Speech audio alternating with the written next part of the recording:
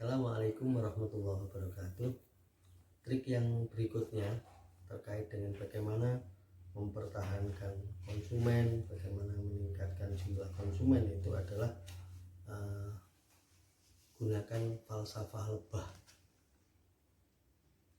Lebah itu dia akan berpindah dari satu tempat ke tempat yang lain dan kemudian dia mengatur kelompoknya itu untuk bersama-sama dan kemudian memberikan layanan tertentu. Kumpulnya ini yang penting.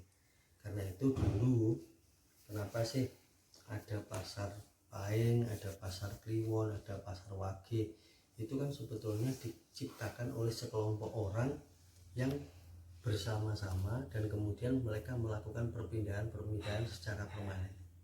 Supaya apa? Dia bisa berjualan secara terus-menerus. Karena dulu bisa jadi pasar itu tidak seramai sekarang.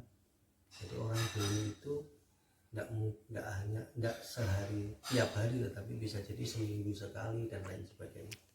Maka kemudian para pedagang ini membuat kelompok-kelompok dan kemudian dia akan berjualan berputar dari satu tempat ke tempat lain secara bersama-sama dengan hari-hari yang berbeda.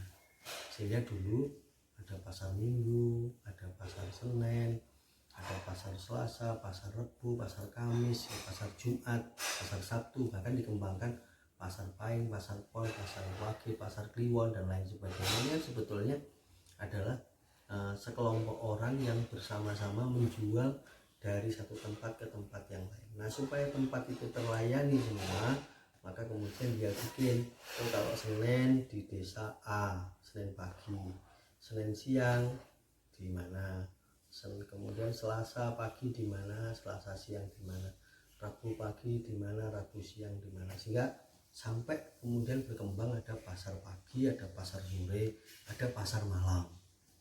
Jadi ini sebetulnya awalnya berangkat dari orang yang berprinsip seperti lebah, berangkat secara bersama-sama, menetap sementara di satu tempat dan kemudian setelah cukup maka dia akan berangkat berpindah ke tempat lain bersama-sama kembali dan menetap di satu tempat dalam kurun waktu tertentu, misalnya pagi sampai sore dan seterusnya. Inilah yang saya sebut sebagai falsafah lebah. Jadi kalau kita ingin mempertahankan pelanggan, maka kita harus memberikan kepastian kapan produk itu dapat dikonsumsi, kapan produk itu tersedia, dan kapan mereka dapat melakukan transaksi yang bisa dipastikan oleh konsumen, sehingga konsumen tidak merasa ragu-ragu lagi. Misalnya contoh yang sekarang dalam format yang lain, orang bisa memastikan bahwa toko A itu akan buka 24. Jadi toko A itu akan buka dalam 24 jam, orang sudah bisa memastikan. Ada toko yang buka dalam jam-jam tertentu. Misalnya saya dulu pernah didatangi orang ketika dia ingin sukses di dalam berjualan. Saya bilang, sampean harus memberikan kepastian toko sampean itu buka ketika yang lain tutup. Ya, ketika yang lain buka sampean juga tetap buka, ketika yang lain tutup sampean masih buka. Gitu. Dengan begitu, orang itu kalau pada jam tertentu toko yang lain sudah tutup, dia akan datang ke toko itu. Waktu itu saya bilang salah satu caranya adalah bukalah toko itu sampai dengan ngantuk jam 1 bengi, ya bukalah sampai jam 1 malam. Waktu itu sebelum ada toko minimarket yang buka 24 jam.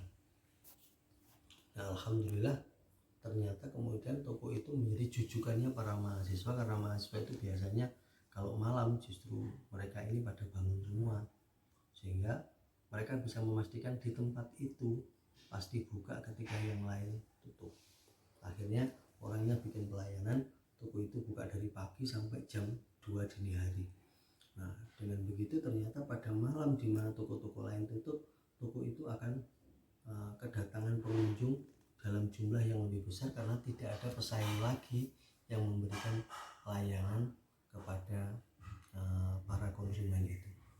Ini hal yang juga harus saudara perhatikan dalam pengertian tadi itu. Belajarlah dari lebah yang berkumpul di satu tempat, berpindah ke tempat lain dalam jumlah tertentu dan bisa memastikan kapan orang itu akan datang. Itu yang saya sampaikan dari trik yang kelima, dan moga-moga ini menjadi trik yang bermanfaat bagi saudara-saudara sekalian untuk menjadi seorang wirausahawan yang baik. Terima kasih. Wallahumma fiqh ila aqwamit thoriq. Wassalamualaikum warahmatullahi wabarakatuh.